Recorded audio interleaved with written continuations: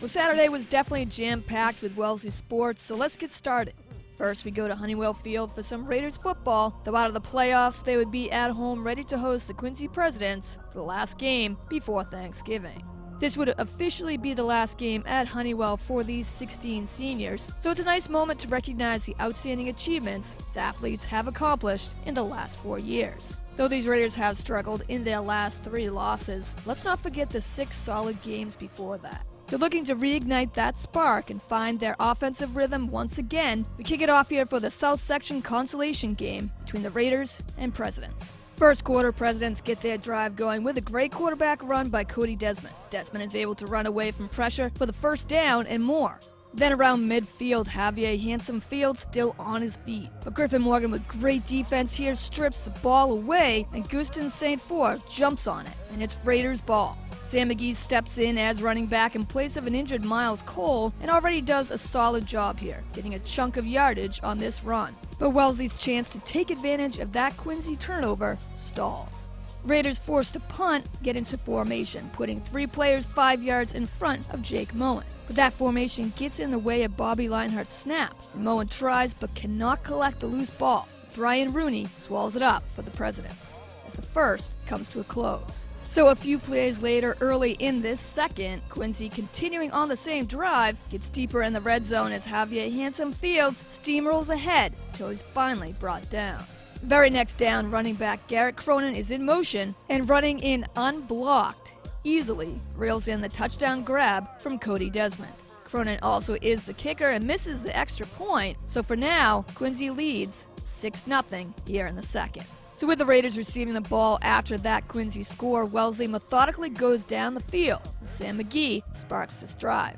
Back-to-back runs by McGee both go for key first downs, as it looks like Raiders are finding a rhythm here. But at Quincy's 19-yard line, Wellesley is faced with a 4th down and 5 to go. So Jake Moen on a quarterback rollout to his left sees Brendan Dolan wide open crossing the middle of the end zone. But the throw lands well short and incomplete as Mike McNally comes in untouched on a blitz. Huge opportunity for Wellesley to take advantage of, but instead, Raiders come away disappointed. So after already blocking a field goal try by Quincy to keep it a 6-point deficit, Wellesley tries to find any motivation here. So on a 4th down at their own 29, Quincy, for reasons unknown, decide to go for it instead of wisely punting the ball away. Desmond's quarterback keeper looks very close to a 1st down, but the refs just look to the sideline marker and say it's a 1st down. Coach Jesse Davis rightfully is upset, says how about a measurement instead to make sure? And what do you know? It's short. Turnover on downs. The Raiders ball at the 29-yard line. This team was looking to steal that momentum away. This is the best chance they can get. But Wellesley goes nowhere, and Moen, under pressure, gets sacked. Now it's 4th down and 5. Going for it, Wellesley is called for a false start to back them up even more, and have no choice but to punt it away. So this frustrating game continues here for Raiders, as these mental mistakes are yet again becoming their worst enemy. And Wellesley cannot break the shutout here. In the closing seconds of the 4th, Raiders still somehow have a chance to win this game, as the score still remains 6-0. But Luke Sanabria is not able to hold on to the possible game-winning touchdown here, so it goes down as a final in this low-scoring match. And the Quincy Presidents shut out Wellesley 6-0. Raiders fall to 6-4 on the season, but will no doubt have added motivation when the 128th Thanksgiving game against their rivals, the Needham Rockets, will play out at Fenway Park. So we head out to Northborough, where the Central West Sectional Finals will be played out here at Algonquin High School. Unbeaten Concord Carlisle versus the number 2 seed, Wellesley. Raiders have continued to put on the pressure here in the playoffs, being no match for their competition, fighting off Shrewsbury first and then easily sweeping their rivals Natick in the semifinals. The Patriots, meanwhile, have been their own volleyball powerhouse. But after being tested by Lincoln Sudbury, finally holding them off in 5 sets, Concord Carlisle will definitely have their hands full once again, as these number 2 seeded Raiders have come to play. Early on in the first, you can see the tone set already for this whole game, where every point would matter, as it's just back and forth between these 2 talented teams. As Steph Lucchini lays down the kill, Patriots rebound right back as Sophie Kaplan digs and sets up Samantha Hurd, and Hurd dumps a spike between everybody. 5-4 Wellesley. Falling behind 7-5 though, Wellesley strikes back as another Steph Lucchini spike puts Raiders back on top. And then Megan Kruger goes airborne on this one, brings down the kill with style. Then changes it up for the soft spike point, and the lead is now 2 for Wellesley, 11-9. Raiders go on a key run here, and as Megan Kruger lays down another great serve, Meg Davis can't counter back, and the ace goes Wellesley's way, forcing Concord Carlisle to take a timeout, now down 17-11. Sophie Kaplan sparks the Patriots though with some key serves that helps bring the points back in their favor. And suddenly, it's tied up again at 18-18. Patriots then momentarily retake the lead by 1 thanks to Gabby Koenig's ace. The Raiders go on a clutch 7-3 run with Steph Lucchini setting the way with a huge kill. And then standout sophomore Megan Kruger lays down the perfect spike once again, leaving Wellesley 1 point away from taking this opening match.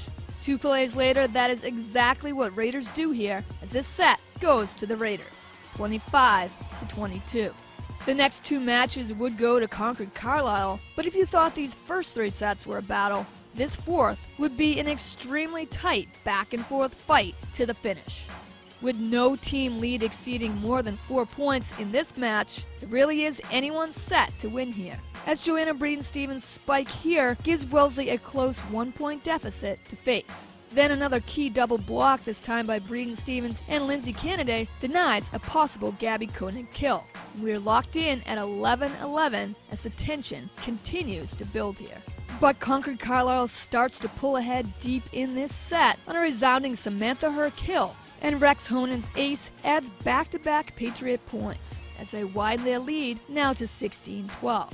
But Wellesley, continuing to show that team toughness, fights their way back into this again, and Patriots' lead is only 17-16.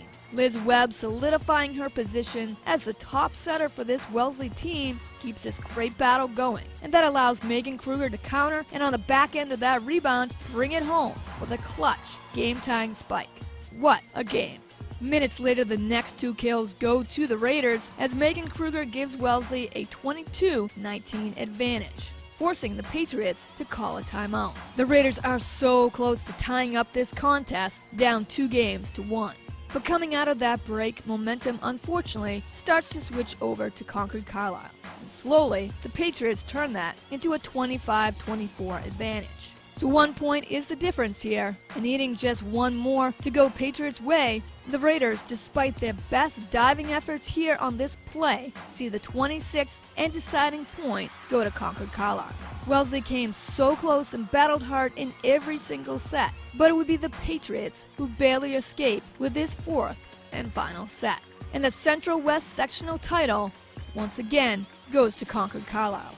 At the beginning of this season, with a first-year head coach, you may not have known what this Raider team was made of. Going 19-3 and reaching their divisional finals, I think we now know. It's sad to see seniors like Steph Lucchini, Jess Sawyer, and Liz Webb realize this is the end of their high school career as a Raider. But with the solid leadership they leave behind, and the young talent that still remains, this team will be back. We're on the subject of fantastic seasons. How about boys soccer? Saturday would be the Divisional I South Sectional Finals, but to get there, the Raiders first went 8-0-2 in their last 10 games. And then their toughest challenge? How about facing the defending state champs, the Needham Rockets, in the semifinals and shutting them out in a 1-0 upset? So looking to continue their exciting run, the next stop would be here at Anderson Field in Marshfield.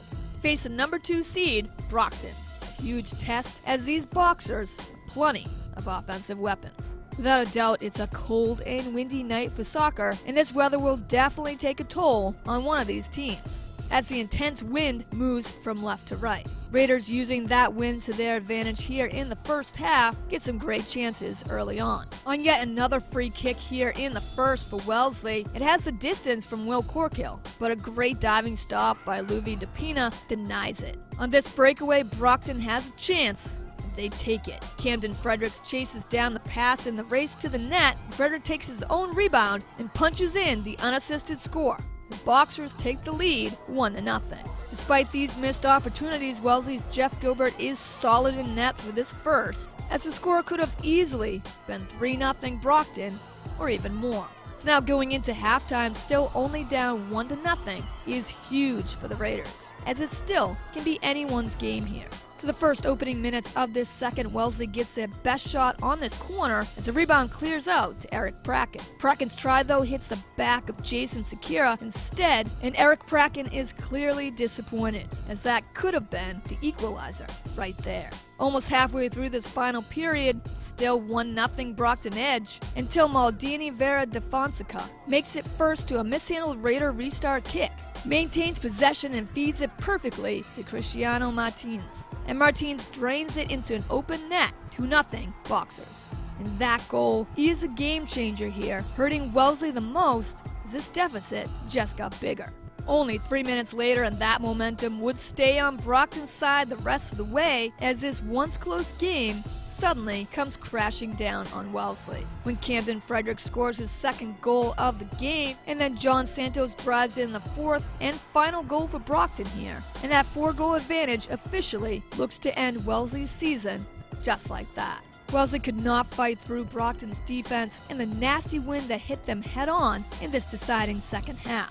And the Raiders, though clearly disappointed that their season finally comes to a close here, can be so proud about what they accomplished as a team this year. There may have been some doubters at the beginning of this season who maybe didn't give enough credit to this young team, but making a solid playoff run, the farthest they have ever been in decades, truly makes this a season no one on this team will forget. Though many valuable seniors played their last game ever on this cold night, somehow you just know the freshmen and sophomores who remain will yet again be ready to prove people wrong. Final here, Brockton 4, Wellesley nothing. Well, that officially wraps up the MIAA playoffs. What a great run for Wellesley sports. If you missed any games or highlights, make sure to follow Wellesley Public Media for all the Raiders coverage you need. Check us out on demand at wellesleymedia.org, our YouTube channel at Wellesley Public Media, right here on Comcast 9 and Verizon 39.